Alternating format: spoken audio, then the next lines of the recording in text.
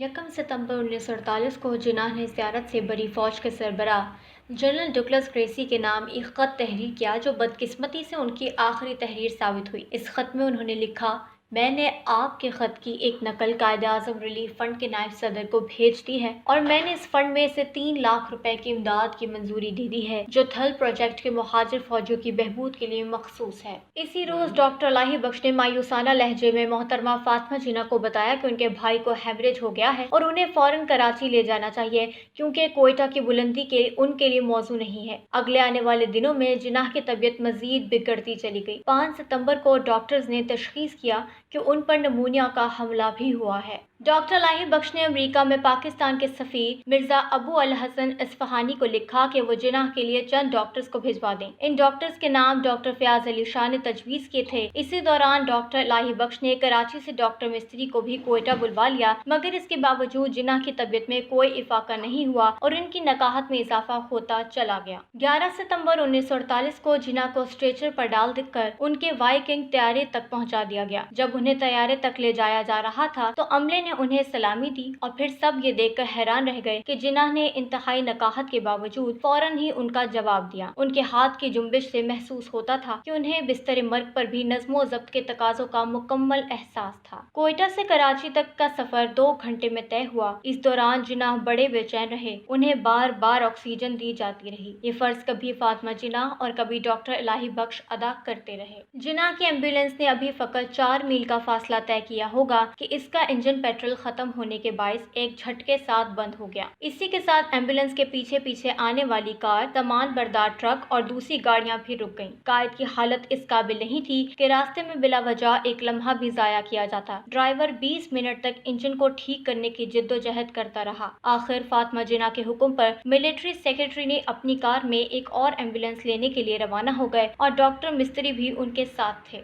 इधर एम्बुलेंस में शदीद हब्स का आलम था। सांस लेना भी दुश्वार हो रहा था। इस बेचैनी पर सैकड़ों मक्खियां थी जो जिन्ना के चेहरे के इर्द गिर्द मंडला रही थी और उनमें उन्हें उड़ाने की सकत न थी। फातिमा जिन्ना और सिस्टर डनहम बारी बारी उन्हें गत्ते के एक टुकड़े से पंखा झलती रही। हर लम्हा बड़ी अजियत में गुजर रहा था। इस मौका पर अमर इंतहा ताजुब खेज है कि दारुल हुकूमत में किसी ने ये जानने की जहमत भी न की कि जिन्ना 4:15 बजे एयरपोर्ट पर उतरने के बावजूद अभी तक गवर्नर जनरल हाउस क्यों नहीं पहुँचे, उनका काफिला कहाँ है और उनकी तबीयत कैसी है। 4 सितंबर 1948 को जब काबीना के secretary general Chaudhry Mohammad Ali governor general की नाजुक हालत देखकर कराची वापस पहुंचे थे तो इसी शाम वजीर आजम हाउस में काबीना का हंगामी इजलास मुनक्किद हुआ था। ये नामुमकिन है कि इस इजलास में जिन्ना की बीमारी ज़ेरे बहस न आई हो। इसके बाद जब Mir like Ali governor general से मिले बगैर कराची वापस लौट आए तो उन्हें गुलाम मोहम्मद के रहायशगाह पर लियाकत अली खान, चौधरी मोहम्मद अली और सर जफरुल्लाह खान को जिन्ना की इंतहाई तशवीशनाक हालत से आगाह किया। अब बकौल मीर लाइक अली के तमाम अफराद हैरत ज़दा रह गए थे।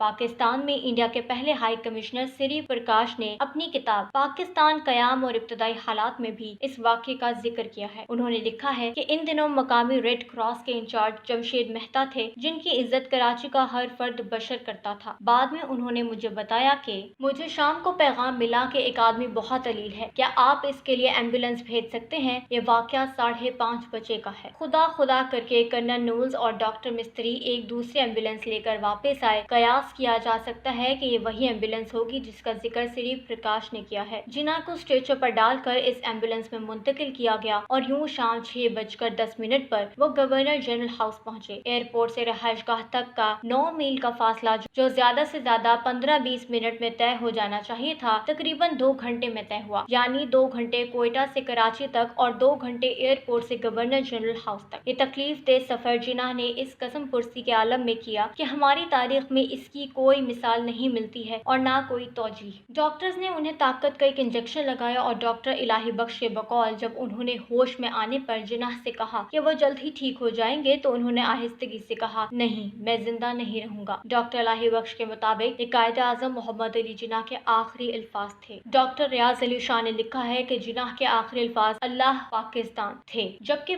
فاطمہ جناح مائی بردر میں لکھتی ہیں، جناح نے 2 گھنٹے کی پرسکون اور بے خلل نیند کے بعد اپنی آنکھیں کھولی، سر اور آنکھوں سے مجھے اپنے قریب بلایا اور میرے ساتھ بات کرنے کی آخری کوشش کی۔ ان کے لبوں سے سرگوشی کے عالم میں نکلا، فاتی، خدا حافظ، لا الہ الا اللہ محمد رسول اللہ۔ پھر ان کا سر دائیں جانب کو آہستگی سے ڈھلک گیا اور ان کی آنکھیں بند ہو گئیں۔ ویلیو نیوز کی ویڈیوز دیکھنے کے لیے ہمارا چینل سبسکرائب کیجیے اور بیل کے آئیکن پر کلک کیجیے تاکہ آپ ہماری آنے والی تمام ویڈیو سے باخبر رہ سکیں۔